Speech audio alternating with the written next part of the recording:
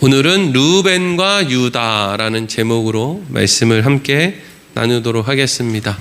우리가 지난 시간부터 이제 야곱의 족보를 소개하는 요셉의 인생에 대해서 함께 살펴보고 있습니다. 요셉의 인생 가운데 중요한 사건이 요셉이 이제 꿈을 꾼 사건인데, 요셉이 꿈을 꾼 사건은 요셉이 꾸고 싶어서 꾼 것이 아니라 하나님께서 요셉에게 꿀 수밖에 없도록, 뭐 꿈이라는 게 그런 거잖아요. 꾸어지도록 하나님이 하신 것이고, 하나님이 그 꿈이 꾸어지게끔 요셉에게 하신 이유로 그의 평생의 결론에 결국에는 그 일을 이루시게 되었다 이제 하는 것이죠. 요셉이 뭐 눈치가 전혀 없는 그런 바보 멍청이가 아니라 그랬습니다. 본인이 그 집안에서 어떤 취급을 받고 있고, 형들이 요셉을 바라보는 눈빛이 어떻고, 말투가 어떻고, 뭐 상대방이 나 좋아하는지 싫어하는지 뭐 그거 못 느끼는 사람 많이 없잖아요. 그렇죠? 아, 저 사람 나 별로 안 좋아하는구나.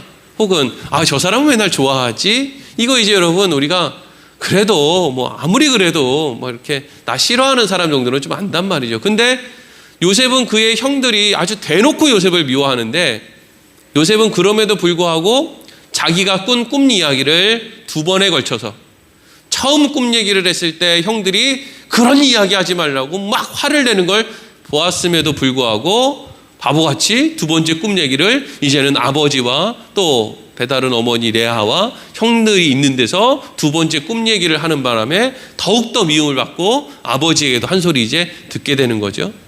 왜 요셉이 그렇게 꿈 얘기를, 형들이 그거 듣기 싫어하는 걸 알면서도 두 번이나 연속해서 했다 그랬습니까? 이것은 마치 본인의 아버지 야곱이 베델에서 꿈속에서 하나님을 만난 것 같이 자기도 그런 특별한 꿈을 꾸었다라고 이야기를 함으로 내가 이 집안에서 장자로서 자격이 있는 사람이다 라고 하는 것을 형들에게 또 아버지에게 그렇게 입증하고 싶은 그 마음이 있었다는 거죠. 여러분, 그러한 요셉의 모습을 볼 때 그 모습을 보는 야곱은 또 어떤 마음이었겠습니까? 아마도 야곱은 그런 생각을 했을 거예요. 아, 요셉 그냥 가만히 있으면 아버지가 알아서 해줄 텐데 왜 그렇게 너는 너의 자격을 이렇게 입증하려고 그렇게 쓸데없는 일을 해서 미움을 사냐, 이런 생각이 안 들었을까요? 야곱의 입장에서는 그런 생각 들었을 거 아니에요. 요셉이 막 미움을 받으니까. 근데 그러면서 아마 그런 생각을 했을 거예요. 야, 내가 옛날에 그냥 하나님이 알아서 하실 줄 알고 그냥 나 가만히나 있을 걸, 괜히 팥죽 끓여가지고 형한테 팥죽으로 무슨 장자권을 사내만해. 내가 그런 쓸데없는 짓을 도대체 왜 했을까? 지금 그래가지고 결국 팥죽을 줘가지고 뭐가 달라졌습니까? 뭐 안 줘서 달라졌습니까? 과거에 그렇게 형한테 팥죽을 주고 뭘 사고 이런 거 없어도 지금 에서는요, 집을 떠나서 저기 세일 땅에서 자기 혼자 자기 멋있게 그냥 살고 집에 관심이 없어요. 근데 예전에 뭐 팥죽으로 장자권 안 샀으면 지금 뭐 형이 돌아오겠습니까? 그게 아니라 이럴 줄 알았으면, 형이 그냥 어차피 이 집안에 관심도 없고 밖에 나가서 살 줄도 알았으면 지금 야곱이 결국에는 이 집안의 장자의 역할을 하고 있는 거잖아요. 빈털터리가 된 집의 장자 역할을 하고 있는 거죠. 뭐 그럴 줄 알았으면 옛날에 팥죽으로 형 안 속일 걸, 아, 이럴 줄 알았으면 내가 그냥 요 염소털 여기다 붙이고 아버지한테 들어가가지고 애섭니다 막 이렇게 연기하면서 아버지한테 축복기도 그거 받는 거, 그딴 짓 하지 말걸. 결국 내가 그런 짓 안 해도 지금 내 삶이 뭐가 그렇게 달라졌을까, 그런 생각이 들었겠죠. 그렇지 않겠습니까? 내가 그냥 평범하게 편하는 대로 흘러가는 대로 그냥 살았으면 어머니랑도 더 오래 봤을 것이고, 괜히 외삼촌 집에 가서 고생도 안 했을 것이고 그랬을 텐데, 내가 뭘 그냥 내 힘으로 뭘 해보겠다고 팥죽 가지고 뭐 어떻게 해보고 아버지도 속여보고 이랬는데 그 별 볼 일 없었는데, 아유 요셉아 너도 지금 그렇게 하고 있구나, 이런 생각이 아마 이제 들었을 거예요.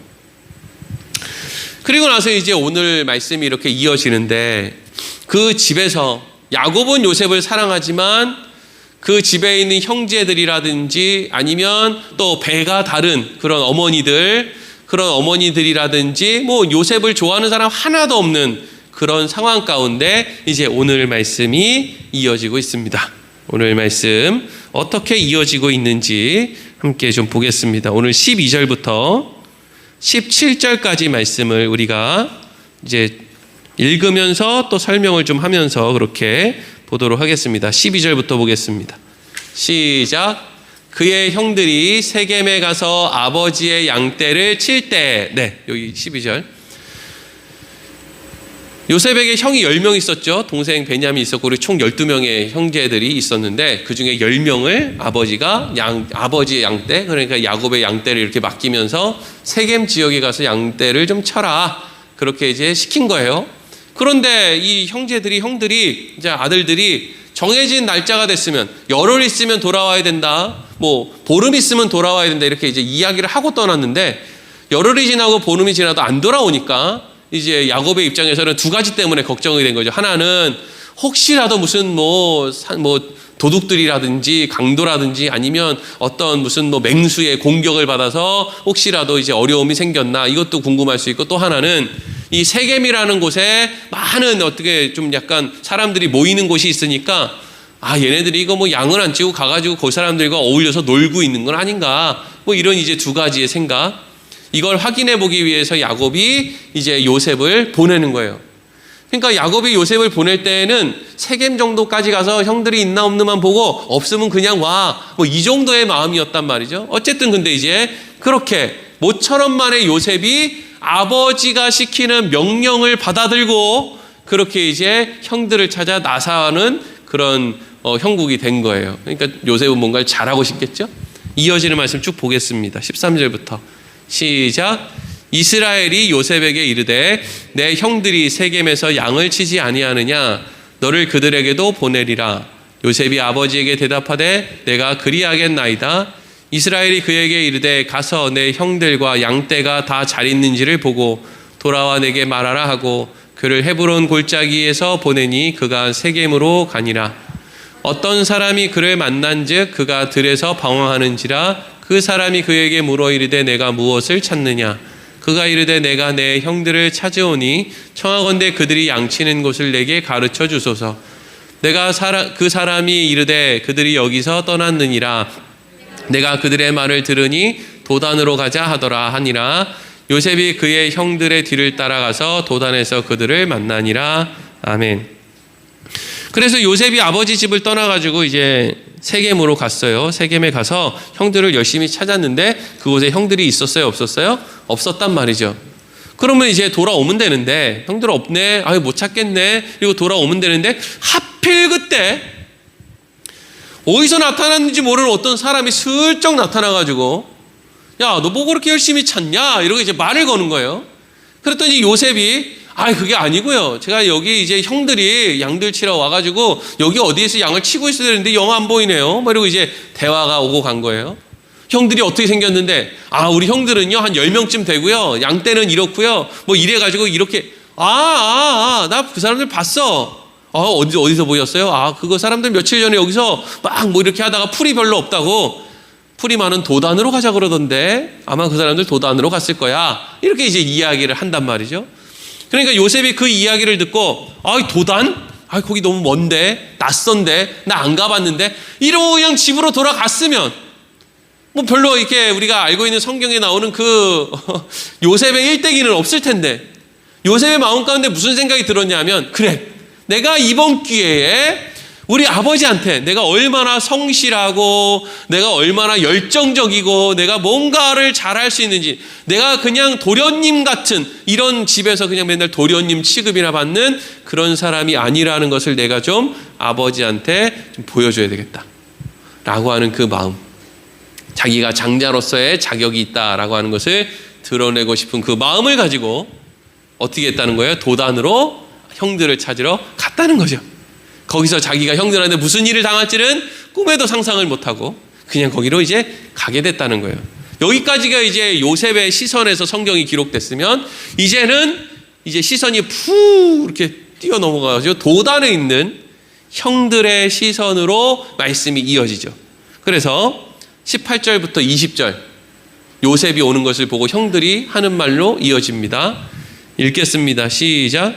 요셉이 그들에게 가까이 오기 전에 그들이 요셉을 멀리서 보고 죽이기를 꾀하여 서로 이르되 꿈꾸는 자가 오는도다. 자, 그를 죽여 한 구덩이에 던지고 우리가 말하기를 악한 짐승이 그를 잡아먹었다 하자. 그의 꿈이 어떻게 되는지 우리가 볼 것이니라 하는지라. 아멘. 지금도 저기 그 몽골 초원에 사는 사람들은 뭐 시력이 막 우리는 2.0만 돼도 막 대단하다 그러는데 거기는 6.0돼. 6.0 5.0, 6.0 시력이 한 3.0이나 4.0 되고 야, 너 안경 써야 되겠다 막 이런 동네. 네, 그런 동네가 요즘에도 있대요. 그런데 이 당시에도 시력이 얼마나 좋았겠어요. 저 멀리서 요셉이 오는데 요셉이 좀 형들 찾아서 먼 길을 떠나면 집에서 그렇게 입고 있던 색동 옷 안 입고 그렇잖아요. 좀 여행할 때 입는 옷 같은 거 좀 입고 가면 얼마나 좋아요. 그런데 이 요셉이 그냥 세겜 정도까지만 가는 줄로 알고 별로 그렇게 멀지 않으니까 그냥 자기 옷을 이렇게 입고 갔는지, 누가 봐도 여행하기에 불편한 그 색동 옷을 치렁치렁 달고 저기서 누가 이렇게 오니까, 그리고 뭐 요셉이 아무것도 안 갖고 왔겠습니까? 자기도 뭐 먹을 것도 입고 있어야 되니까 뭐 나귀가 됐든지 뭐가 됐든지 뭐 이렇게 하나 끌고 불편한 옷을 입고, 그리고 저기서 누가 오니까 눈에 띄죠. 형들이 보니까 아이고 저 요셉이네. 저 바보같이 저러고 돌아다니는 애가 요셉 말고 더 있어? 저런 옷을 입고 다니는 게 요셉밖에 더 있나? 쟤 왜 오지? 우리한테 왜 오지? 아이고 제가 여기 죽을 길도 모르고 여기로 오네. 그러면서 이제 누가 먼저라고 할 것도 없이 한 마음이 되어서 무슨 이야기를 해요? 야, 쟤 오면 죽이자. 재수없는 놈 죽이자. 저 재수없는 놈 죽이고 우리도 모른다고 아버지한테 얘기하자. 뭐 그냥 짐승한테 잡아먹혀 죽었다 그러면 뭐 알게 뭐냐. 제가 뭐 어디 뭐 지금 도당까지 온다는 거 오는 길이 얼마나 험한데 뭐 이러면서 이런 이야기를 주고 받았다는 거죠.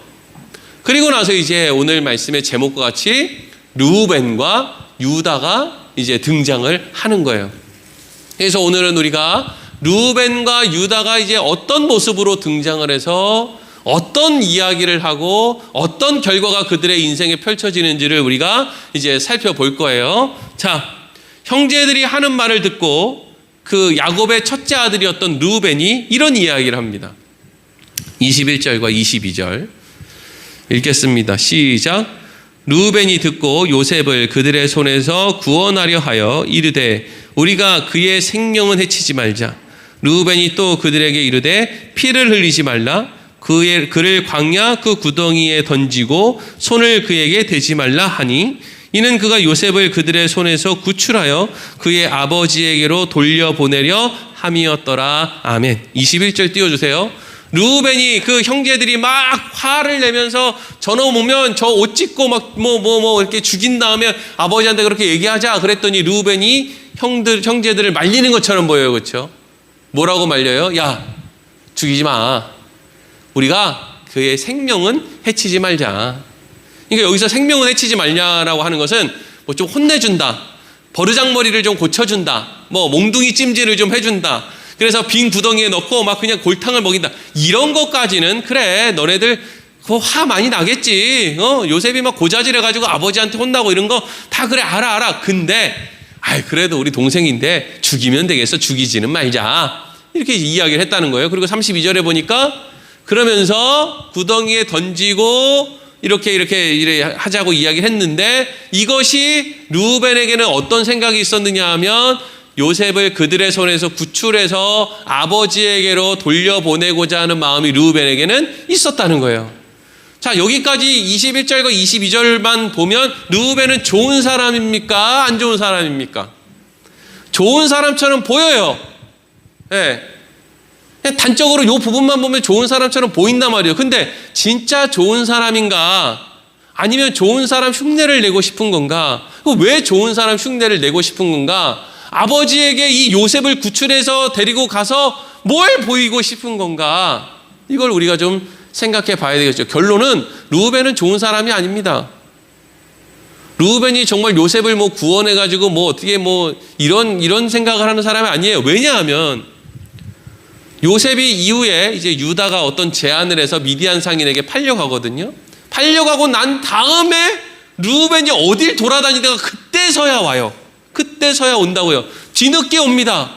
그 중간 사이에 동생들이 요셉에게 어떤 일을 하는지, 뭘 어떻게 폭력을 가하는지 거기에 본인은 함께 참여하지 않고 싶었는지 어쨌는지는 모르겠는데 어쨌든 어딘가에 있다가 일 다 끝나고 나서 요셉이 미디안 상인들에게 팔려가고 난 다음에 뒤늦게 나타나서 막 가슴을 치면서 아이고 요셉이 없어졌네 이렇게 이제 쇼를 해요. 그게 왜 쇼냐 하면 찾으러 가면 될 거 아니에요. 네? 그게 너무 그렇게 싫으면 찾으러 가면 될 거잖아요. 근데 안 찾으러 간단 말이에요. 그럼 미디안 상인이 무슨 말을 타고 무슨 전속력으로 어디에서 어디까지 이동하는 사람들입니까? 그런 사람들은 아니잖아요. 낙타에다가 주렁주렁 달고, 그리고 노예들도 한 몇 명 달려 있고, 짐승들도 같이, 그러면 그게 속도가 빨라봐요. 얼마나 빨리 가겠어요?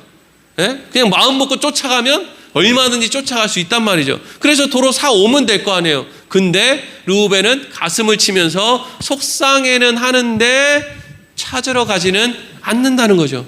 그리고 아버지에게도 거짓말할 때 그냥 동참하고 침묵을 하는 거예요. 그러면 도대체 이 르우벤의 마음은 뭐냐? 자, 르우벤의 마음을 한번 보죠. 창세기 35장 22절. 르우벤이 창세기 35장에서 이딴 짓을 합니다. 읽겠습니다. 시작.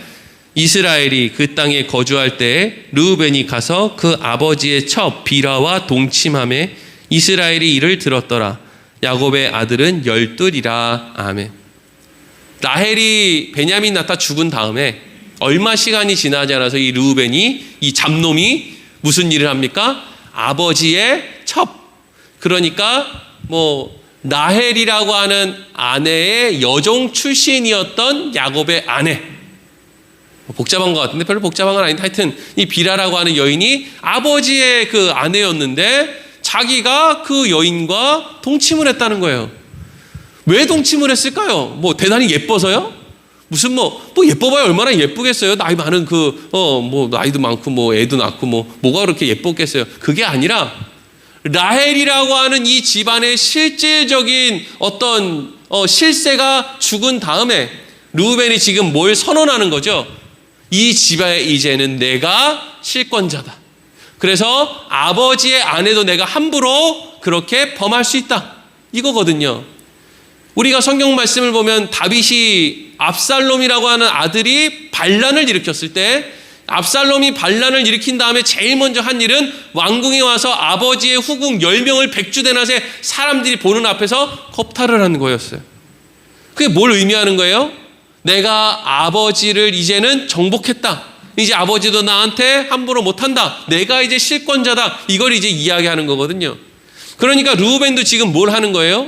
이 라헬의 여종이었던 빌하를 자기가 취함으로 인해서 이제는 내가 이 집안의 실권자다라고 하는 선언을 한 거예요. 그러면 야곱은 이 일에 대해서 어떻게 해야 됩니까? 이 르우벤을 죽여야 되는 거 아니에요, 이거? 이거 살려놔요? 이거 자식이라고 이거 살려둬야 됩니까? 이거 죽여야 된다고요. 이걸 어떻게 가만히 둡니까? 아니면 쫓아내든지. 근데 야곱은 이 일에 대해서 한마디 말을 못해요. 왜 한마디 말을 못해요? 이거 죽였다가는 지금 나 잘 모르는데 이거 집에 뭐가 어떻게 돌아가는지도 잘 모르는데 맨날 라헬이 하자고 하는 대로 했는데 근데 라헬이 죽고 나니까 이제는 그러면 실질적으로는 레아를 중심으로 해서 이 집이 돌아가야 되는데 이 레아가 자기가 낳은 애들 르우벤, 시므온, 레위, 유다 얘네 4명이 사실 실권자인데 그 중에 첫째 아들인 르우벤을 내가 죽였다? 아니면 이 집안에 쫓아놨다? 그럼 나 안 될 것 같은데 나 이 집안에서 뭔가 내가 힘을 못 쓸 것 같은데 이거 내가 죽을 것 같은데 라고 하는 마음이 야곱에게 있는 거예요. 그렇죠? 그래서 야곱이 자기 아내를 르우벤과 이렇게 동침하는 걸 알았음에도 불구하고 말을 안 했단 말이죠. 그러니까 이 일을 통해서 르우벤이 뭘 알았을까요? 아버지 이제 종이호랑이네, 허수아비네. 내가 자기 아내랑 동침을 했다는 걸 알면서도 찍소리를 못하네. 자, 좋아 그래 됐어 이제 이 집안은 내가 책임이 내가 실권자야 이러면서 이제 그냥 막 이렇게 자기 마음대로 이제 할 수 있다라는 생각이 르우벤에게는 있었겠죠. 그러니까 그런 여유 안에서 지금 요셉 내버려둬, 요셉 죽이지 마 이런 것도 할 수 있는 거고, 그리고 나서 요셉이 다 골탕 먹인 다음에 마치 요셉이 야곱에게 자기의 장자로서의 어떤 그 정당함을 증명하기 위해서 형들의 허물을 일러 바친 것처럼 르우벤도 자기 아버지에게 난 그때 없어서 모르겠는데 그때 다른 형제 9명이 요셉을 빈 구덩이에 가지고 그렇게 괴롭혔어요. 근데 내가 그 요셉을 구해가지고 지금 이렇게 데리고 왔습니다. 그러니까 아버지, 제가 이 집안의 실권자고 명분도 있고 이제 저 이렇게 자격이 있는 사람이 맞죠? 이것도 드러내고 싶고, 또 아버지, 제가 요셉 구해왔습니다. 제가 마음만 먹으면 이 요셉 똑같은 상황에서 그냥 죽는 거예요. 그러니까 나한테 장자권을 물려주시든지 아니면 요셉 어떻게 되든 난 모릅니다. 은근히 공갈치고 협박하는 마음도 거기 있고 뭔가 자기의 자격을 드러내고 싶은 마음도 있고 하여튼 여러 가지 마음이 이제 르우벤 안에 있는 거예요. 이해가 잘 되십니까? 사람의 그 마음을. 근데 이제 일이 어떻게 어그러졌어요? 유다가 그냥 르우벤이 없는 사이에 팔아버렸단 말이죠. 근데 그렇게 팔아버렸다는 이야기를 듣고 나니까 르우벤이 또 한 가지 생각이 드는 거예요. 뭐 없어진다고 해서 크게 나쁠 것도 없지? 이런 생각. 뭐 괜히 요셉 있어가지고 뭐 귀찮게 이렇게 뭐가 나에게 걸림돌이 되는 것보다 그냥 뭐 요셉 뭐 사라지고 없으면 내가 그냥 자연스럽게 이 집의 장자가 돼가지고 뭔가 이제 실권을 행하면 그게 더 낫지 않나? 이런 생각까지 이제 든 거죠. 근데 여러분 중요한 건 뭐냐면은 지금 르우벤이 잘못하잖아요. 이게 잘하는 행동 아니잖아요. 그렇죠? 아버지의 첩과 뭐 동침을 하고 막 앞뒤가 다른 어떤 행동을 하고 이런 거 이상한 나쁜 일이라고. 그리고 르우벤뿐만 아니라 다른 형제들은 그럼 잘하는 거예요? 잘못하는 거예요? 지금 잘못하고 있죠. 동생이 아무리 미워도 구덩이에 넣어서 죽인다든지 아니면 노예로 팔아버린다든지 이렇게 하면 됩니까? 안 됩니까? 안 된단 말이죠. 근데 이게 여러분 우리가 여기서 중요하게 생각해야 되는 건 뭐냐면 그렇게 나쁜 행동을 하는데 하나님이 그 일을 안 막으신다는 거예요. 르우벤이 아버지의 아내와 동침하는데 안 말려요. 내버려 둔단 말이에요. 그리고 심지어는 르우벤이 하는 일들이 막 잘 되는 것처럼 보이게 만들어요. 막 땅을 샀는데 막 값이 막 올라. 막 뭐 하나님도 모르고 막 사람도 모르고 뭐 가족도 모르고 다 모르고 내가 뭘 하는데 막 뭐가 막 잘 돼. 이상한 건데 잘 되면 안 되는데 이상하게 잘 돼요. 르우벤이 그렇게 잘 되는 거 아니에요. 아버지의 아내랑 동침을 했는데 이놈의 새끼 죽어야 되는데 하는 일이 더 잘 돼. 막 잘 되는 것처럼 보여요. 도대체 하나님 어디 가셨나라는 생각이 드는 거죠. 우리가 신앙생활 하다 보면은요, 교회 안에서 믿음 좋은 사람이 잘 되는 게 아니고요, 믿음을 아주 이상하게 믿음을 가진 사람들이 더 세상에서 잘 되는 걸 많이 봅니다. 얼마나 거드름 피우고 그걸 보는 게 꼴사나운지. 누가 봐도 믿음 없는 사람인데 그냥 자기 세상에서 돈 좀 번다고 얼마나 믿음 좋은 척하고 말이죠. 교회 좀 크게 지었다고 얼마나 거드름을 피우고 하는지 우리가 그거 다 본단 말이죠. 너무 이상하죠. 아니 하나님이 살아계신데 왜 하나님은 저 르우벤 같은 인생 또 다른 형제들 같은 인생 가운데 왜 하나님은 저렇게 말이 없으신가? 이것들 요셉은 딱 살려주시고 나머지는 전부 다 저기 어디 지옥으로 다 쳐넣어야 되는 거 아닌가? 이런 생각이 들게 된단 말이죠. 근데 놀라운 것은 르우벤의 인생 가운데 그런 일이 일어나지 않는다는 거예요. 너무나 편안하게 흘러가는 것처럼 보인다는 거죠. 근데 그렇게 편안하게 흘러가서 이 르우벤은 어떻게 되느냐? 르우벤의 후손들은 이후에 이스라엘 백성들이 가나안에 들어갈 때 가나안 땅이라는 건 요단강 서편에 있는 땅이거든요. 근데 이 르우벤은 요단강 동편에 있는 넓은 평야 지역을 자기들한테 달라고 합니다. 르우벤 지파, 갓 지파, 므낫세의 절반, 2분의 1 지파가 요단 동편에 우리는 머물게요. 이렇게 이제 제안을 해요. 그리고 그 제안에 따라서 르우벤 지파가 요단 동편의 자리를 잡고 사는데, 그래서 이후에 아수르에게 의해서 르우벤 지파가 제일 먼저 망합니다. 역사상에 남아있지 않고 그냥 사라지고 없어요. 그냥 사라지고 없는 인생이라고요. 와, 너무 잘 된다. 사업도 잘 되고 건강하고 자식도 잘 되고 너무 잘 된다. 그리고 나서 끝. 남는 게 없어요. 그냥 그거라고요. 우리는 뭐 신난다. 자식들 잘 키우고 좋은 집에 살고 막 좋은 차 타고 신난다. 너무 재밌다. 이러고 살잖아요. 하나님이 보셨을 때는 근데 뭐 그 전보다도 못한 인생 너 열심히 멋지게 재밌게 살아라. 하나님은 그거 아무 의미 없다는 거예요. 내버려 두시는 거예요. 죽든지 살든지. 여러분 시간 더디 가는 것 같죠? 금방 가고 끝나고 맙니다. 지금 몇 살이에요? 시간이 뭐 어제 여름 성경학교 나와가지고 그냥 막 물놀이 하던 것 같은데 지금 이제 좀 있으면 주님 만나러 가야 되는 나이 아닙니까? 그 짧은 인생이에요. 하나님이 보실 때 이거 전보다도 못한 말이에요. 근데 그 인생을 하나님이 내버려 두시는 거예요. 르우벤 너 마음대로 살아. 난 너한테 신경 쓰고 싶지 않아. 그러다가 그냥 그렇게 역사 속에서 흔적도 없이 사라지고 마는 거죠. 그냥 그게 인생인 거예요. 그런데 이게 르우벤의 인생이라면 이제 누구의 인생이 이어지느냐? 유다라고 하는 사람의 인생이 나옵니다. 유다는 야곱의 넷째 아들이에요. 근데 유다가 야곱의 장자 역할을 합니다. 요셉이 대단한 것 같아도 여러분 요셉의 두 아들이 에브라임과 므낫세거든요. 에브라임과 므낫세는요 이스라엘 역사상 그냥 골치 아픈 일만 자꾸 만들어내고 이 이스라엘 역사를 힘들게 만들고 북이스라엘에서 우상이나 섬기고 이러지 요셉의 후손들 대단한 사람 없습니다. 이 넷째 아들 유다의 후손들이 예수님까지 연결되는 거예요. 요셉 별로 중요한 인물 아니에요.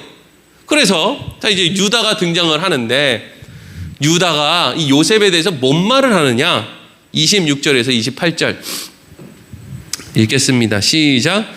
유다가 자기 형제에게 이르되 우리가 우리 동생을 죽이고 그의 피를 덮어둔들 무엇이 유익할까?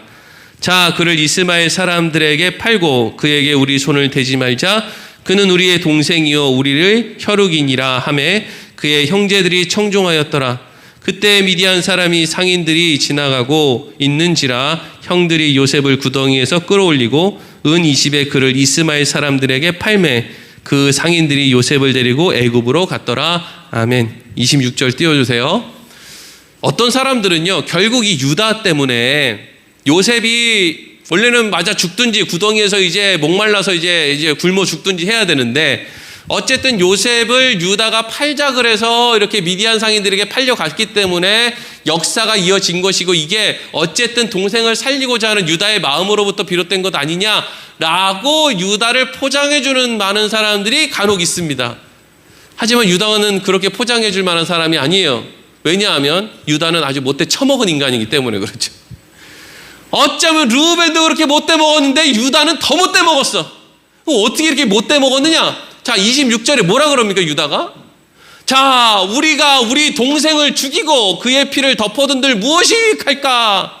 지금 뭐라고 이야기를 하고 있어요? 요셉에 대해서? 동생이래요.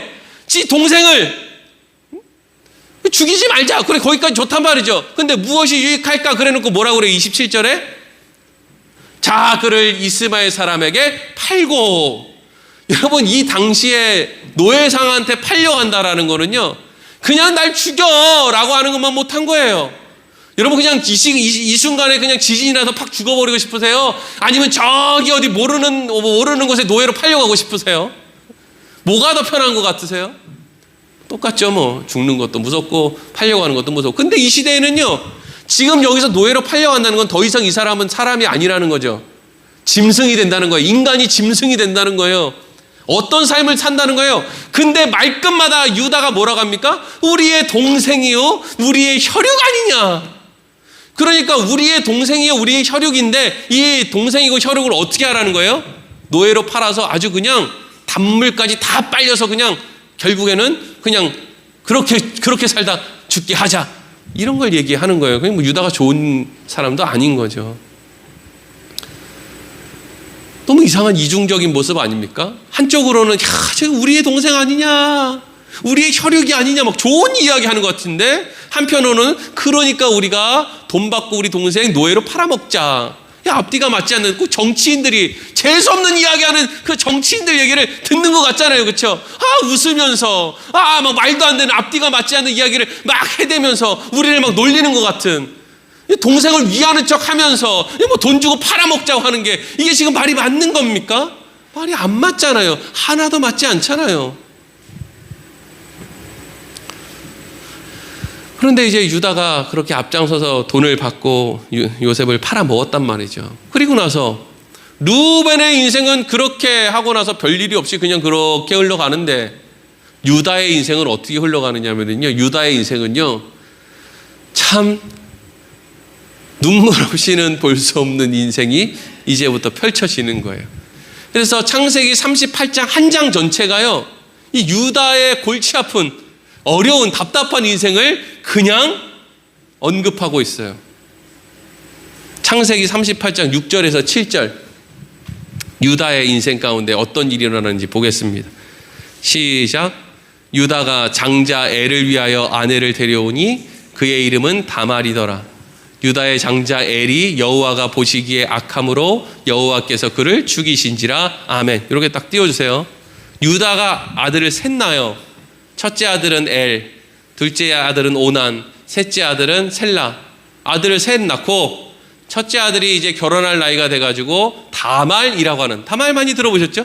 다말이라고 하는 여자를 첫째 아들 엘을 위한 아내로 자기가 데리고 왔어요. 자기가 데리고 왔다고요. 자기가 골라서 자기가 데리고 온 거예요. 뭐가요? 유다가. 그런데 그렇게 엘과 다말이 결혼해서 사는데 7절에 보니까 뭐라 그래요? 유다의 장자 엘이 여호와 보시기에 악함으로 하나님이 그를 죽여버렸다는 거예요. 이게 여러분 얼마나 이상한 이야기인 줄 아세요? 야곱의 10명의 아들들은 요셉을, 동생을 그렇게 악하게 미디안 상인들에게 팔아버리는데 걔네들은 안 악해요? 근데 얘네들을 안 죽이는 거예요. 얘네들을 그냥 내버려 두는 거예요. 누구만 죽여요? 유다의 장남만 죽여요. 누가요? 하나님이. 그럼 어떤 사람들은 야, 하나님 너무 나쁘다. 아니 어떻게 유다에게 뭔가를 가르쳐주기 위해서 유다의 아들을 죽여버리면 그 상처는 어떻게 할 거며, 그거 너무 그거 잘못된 거 아니냐, 막 이렇게 막 열을 내는 사람들이 있는데요. 하나님의 관점에서는 100년 더 사나 오늘 죽나, 유다가 그런 방법으로 그 애새끼를 그렇게 그냥 나쁜 길로 키워내서 여러분들이 오래 살면 뭐 얼마나 대단한 거 할 것 같습니까? 여러분 자녀들 꼭 여러분같이 키울 거 아니에요. 이기적이고 그냥 나만 아는, 세상 가운데 다른 사람들은 모르고 우리 집, 우리 가족, 나만 잘 되면 되는 애들로 그렇게 계속 교육시켜서 키우는 거 말고 뭐 대단한 애들을 키우겠습니까? 나나 내 자식 죽으면 속상해서 죽는 거지, 이 인류 역사상 내 자식 하나 죽는 거 뭐가 그렇게 대단한 일이 일어납니까? 별것도 없다고요. 100살 더 살다 죽나 오늘 죽나 하나님의 입장에서는 그냥 비슷해요. 근데 중요한 건 뭐냐면 하나님이, 다른 사람들은 악행을 저질러도 가만히 내버려 두는데 이 유다의 집에만 하나님이 희한하게 간섭을 한다는 거예요. 다 그러고 사는데, 다 그러고 산다고요. 세상에 뭐 그렇게 대단하게 잘 하고 사는 사람이 있어요? 다 그러고 사는데 희한하게 하나님이 나는 뭐만 하면, 옛날에 목사님들 그런 설교 많이 하셨죠. 뭐 11조를 해야 되는데 안 했더니 뭐 지갑을 잊어버렸다. 아 그래요? 그러면 이 사람이 지갑 잊어버리면 얼마나 억울하겠어요. 하나님한테 그렇게 얘기할 거 아니에요. 하나님, 제도 안 하고 제도 안 하는데 왜 만만한 게 내 지갑입니까? 왜 내 지갑만 없어져요? 왜 지구상에 11조 하는 사람이 나밖에 없어요? 왜 내 지갑만 없어지냐고요. 또 하나님, 나만 서운했어요? 쟤도 서운하고 지난번에 집회 때 전부 서운한 사람 일어나라 그랬을 때 다 일어났는데 왜 자꾸 나만 서운한 거 안 지키냐고, 왜 나만 자꾸 갖고 그러세요? 이 말이 진짜 유다의 말이란 말이에요. 네? 유다가 얼마나 답답했겠어요. 왜 하나님 내 아들만 데리고 가요? 루벤 형네 애들도 개판이에요. 시므온, 레위 다 그 집 애들 다 개판이라고요. 왜 내 아들만 갖고 그래요? 이거죠. 엘이 죽은 다음에 그래도 유다가 그래 하나님의 뜻이 있겠지 뭐 이러고 그냥 넘어갔나 봐요. 그리고 나서 이제 엘의 동생이 오난인데, 이 당시에는 형이 죽으면 형의 대를 동생이 대신 이어주는 거예요. 형수랑 잠자리를 해서 형의 대를 이어줘야 되는 거예요. 근데 아버지가 이제 시킨 거죠. 야, 너 다말이랑 이렇게 동침을 해가지고 형의 대를 네가 이어줘야지. 그러면 싫으면 싫다고 하든지, 알겠습니다 이러고 형수 장막에 들어가가지고 다 그렇게 관계를 맺은 다음에 맨 마지막에는 이제 땅에다가 이제 설정을 했다는 거 아니에요. 그게 성경의 기록 아닙니까? 그러니까 지금 성경은 뭘 이야기하고 있는 거예요? 이 오난이 얼마나 못돼 먹었는지. 그렇게 형수랑 그렇게 관계 맺는 것까지는 좋은데 여기에다가 씨를 줘가지고 가만히 있으면 내가 이 집의 장남으로 이 집에 있는 재산을 다 물려받을 텐데 씨를 나눠줘가지고 형수에게 애가 태어나가지고 뭐 그쪽으로 이렇게 우리 집의 재산이 물러가는 거 싫다는 거거든요. 그래서 오난도 그 자리에 죽습니다. 오난도 그 자리에서 죽는다고요. 땅에 설정하자마자 그냥 죽어요. 이게 성경의 기록이에요. 그러니까 여러분, 유다의 집에 일어난 이 일이 성경에 이렇게 기록됐다라는 것은요, 사람들한테 다 드러났다는 이야기죠. 얼마나 부끄럽냐고요. 이 집구석에 일어난 일이 얼마나 부끄러운데 하나님은 왜 유다의 집에 일어나는 이 일들에 대해서만 이렇게 간섭을 하고 부끄러움을 들춰내고 왜 그렇게 고민을 하게 만들고 부끄럽게 만드냐 말이죠. 근데 이것만 부끄럽게 하는 게 아니고요. 이 이후에 이제 셋째 아들 누가 남았느냐? 셀라라고 하는 셋째 아들이 남았어요. 셀라는 아직 어린데 이 다말을 유다 자기가 데리고 와놓고, 이 사람들이 좀 이상한 게 이 며느리 다말은 잘못한 게 없어요. 잘못은요, 엘이 잘못을 했고 오난이 잘못을 했고 남자들이 잘못을 했단 말이에요. 근데 이 유다가 무슨 생각을 하느냐? 다말이 재수가 없다는 거예요. 지 아들놈의 새끼들이 재수가 없지, 왜 며느리 다말이 재수가 없어요? 다말은 아무 죄가 없지. 근데 다말이 재수가 없다는 거예요. 그래가지고 원래는 계대 혼인법에 따라서 셀라를 통해서 다시 형수가 잠자리를 해서 형 엘의 대를 이어줘야 되는데, 그렇게 했다가는 이 셀라도 죽을 것 같은 거예요. 누가요? 유다가. 그래서 다말을 집으로 돌려보내놓고 셀라가 클 때까지 조금 기다려라 하라고 했는데, 셀라가 다 컸는데도 불구하고 다말을 부르지를 않아요. 이게 이제 38장에 나오는 이야기예요. 집에 가서 한번 읽어보세요. 그랬더니 다말이 어떻게 하느냐? 자기 대를 이어줘야 될 사람들이 다 자기를 모른 척하니까 어떻게 하느냐? 창녀 분장을 하고, 자기 시아버지가 양털 깎는 날에 잘 다니는 그 길목에 이렇게 향수 뿌리고 이렇게 있다가 그냥 시아버지가 자기를 창녀인 줄 알고 이렇게 데리고 가가지고 이렇게 할 때 그냥 동침하는 거예요. 이게 지금 무슨 꼭 이 집을 표현하고 싶은 말이 있는데, 이게 또 강대상에서 그런 얘기 했다고 또 누가 욕하는 거 아니고? 모르겠네. 개족보예요, 개족보. 아주 이딴 놈의 집에 며느리가 그냥 들어왔는데, 첫째는 죽고 둘째도 또 잠자리 했는데 죽고, 나중에는 근데 시아버지는 며느리라고 생각하는 것도 아니고 또 창녀로 알고 그렇게 잠자리를 했는데, 그게 또 그렇게 했는데, 아이고 임신을 했네. 참 성경이 이렇게 적나라해요. 임신을 했네. 이 다말이 누구의 애예요? 이 애는 시아버지 애를 임신했네. 며느리가. 이게 진짜 이게 개족보지 뭐가 개족보. 근데 이게 이제 소문이 나는 거예요. 창세기 38장 24절 읽겠습니다. 시작. 석 달쯤 후에 어떤 사람이 유다에게 일러 말하되, 내 며느리 다말이 행음하였고 그 행음함으로 말미암아 임신하였느니라. 유다가 이르되 그를 끌어내어 불사르라. 아멘. 아니, 본인이 양털 깎는 날에 길에 있는 창녀 집으로 들어가가지고 모르는 그 여인과 동침하는 건 뻔뻔하게 아무 문제가 없고, 자기 며느리는 자기가 불러줘야 될 때에 그냥 자기 마음으로 안 불러서 그 주위에 있는 누군가랑 그렇게 행음했다고 하는 이야기가 들렸는데, 그러면 그래 잘됐다, 며느라 거기 가가지고 시집가 살아라, 이것도 아니고 지금 유다가 뭐 하라는 거예요? 지는 아무나 돌아다니면서 창녀하고 그렇게 잘고 다니면서 자기는 그 며느리를 끌어내서 어떻게 죽이라는 거예요? 그것도 불태워 죽이라는 거예요. 인간이 이럴 수가 있어요. 이게 겉과 속이 다른 인간의 모습이에요. 이게 거룩한 척, 착한 척, 깨끗한 척, 도덕스러운 척, 자기는 돈에는 관심 없는 척, 여자 이성에게는 관심 없는 척, 거룩한 척, 경건한 척 다 해놓고, 속으로는 더러운 짓 다 해놓고, 다른 사람에 대해서는 어떤 정죄의 칼날을 내비쳐요?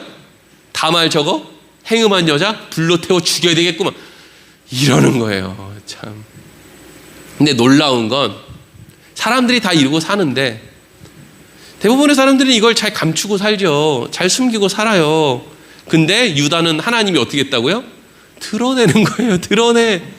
제일 싫은 이 체면을 중심으로, 체면을 중요하게 생각하는 유다가 진짜 혀 깨물고 죽을 정도로 부끄러운 일들을 하나님이 낱낱이 다 드러내는 거예요. 유다의 집에는 애가 3명인데 첫째 둘째는 개판이라서 하나님이 죽였대요. 유다가 며느리랑 동침했는데 저거 장녀랑 잠자리 한다고 가가지고 그렇게 죽어가지고 그렇게 해서 며느리가 시아버지 임신을 했대요. 이게 뭐 사람들한테 다 드러나는 거예요. 와, 내 인생 왜 이래? 유다가 생각해서 내 인생 뭐야 이거? 하나님 나 아주 작정을 하셨거든. 날 부끄럽게 만들려고 날 작정을 하셨어.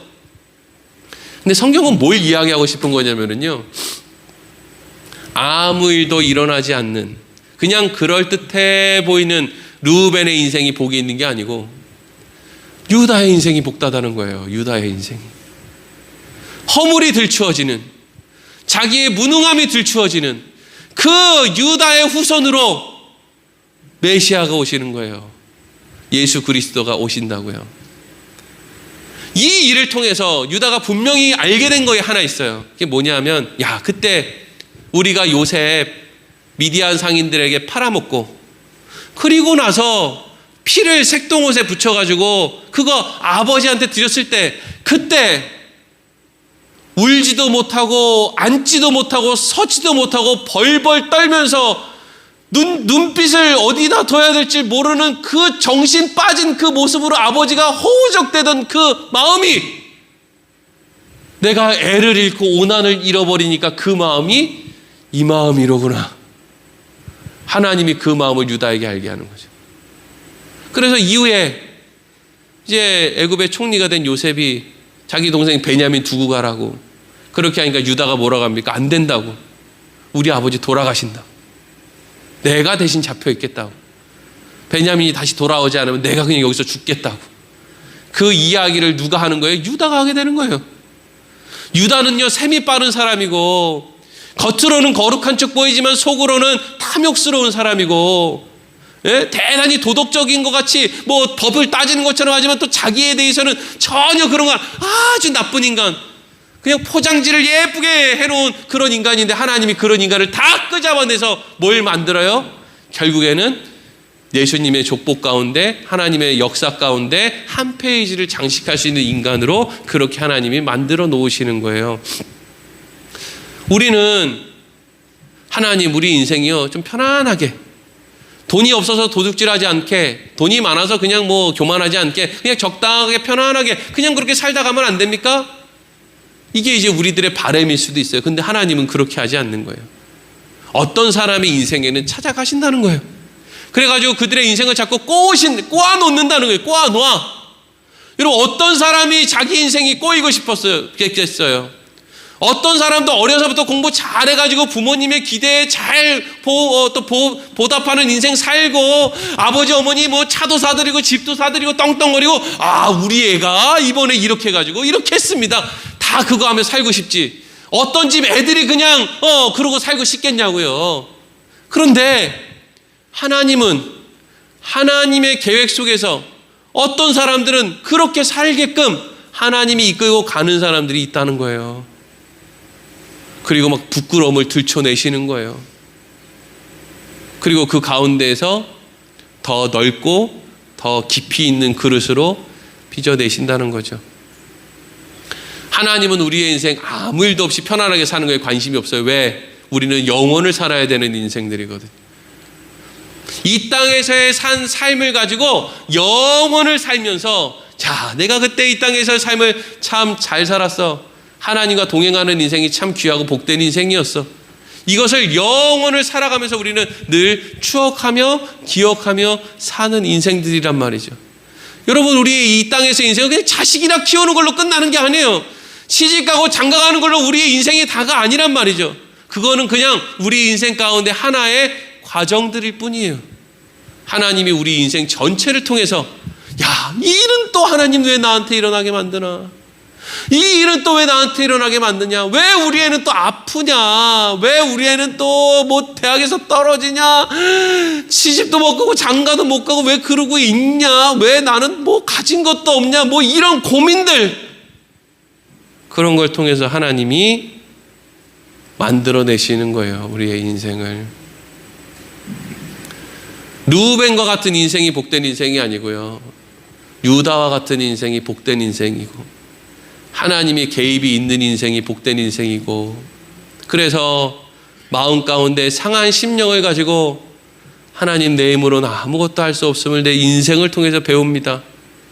제가 그래서 예수를 믿겠습니다 라는, 예수 믿으니까 뭐 줄래? 이게 아니고 그래서 내 인생의 결론은 예수 믿는 것밖에는 할 수 있는 게 없습니다 라고 고백하게 되는 거, 그게 여러분 우리가 예수를 믿는 것이고 하나님이 우리 안에 믿음을 빚어내는 것이고 천국은 그거 들고 가는 겁니다. 우리 온전한 믿음 위에 서는 우리 부여온누리교회 성도들 되기를 소망합니다. 기도하겠습니다.